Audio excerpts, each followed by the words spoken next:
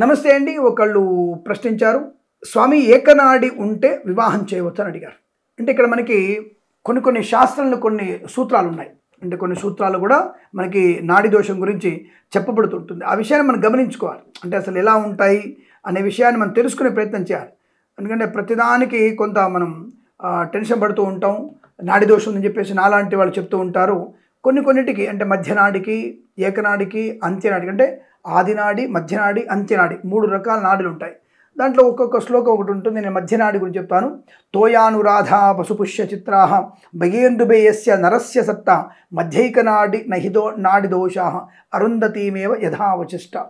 అరుంధతి వశిష్ఠులది మధ్యనాడి, ఏకనాడి వారిది. కాబట్టి అంత మాత్రాన నాడి దోషంతో బాధపడేది లేదు. వాళ్ళిద్దరికి అన్యోన్య దాంపతులు. వాళ్ళని చూస్తే మనం అదృష్టాన్ని, మనకు సుమంగళి యోగము, సంతాన యోగం కలుగుతుంది.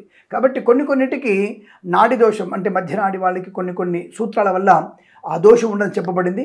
జాతకాలు చూస్తే కానీ ఈ నాడి దోషం గురించి చెప్పలేం. ఆ విషయాన్ని గమనించండి. శుభమస్తు. నమస్కారం. వెంటనే మన ఛానల్ని సబ్స్క్రైబ్ చేసుకోండి. ప్రేమతో మీ కిరణ్ శర్మ.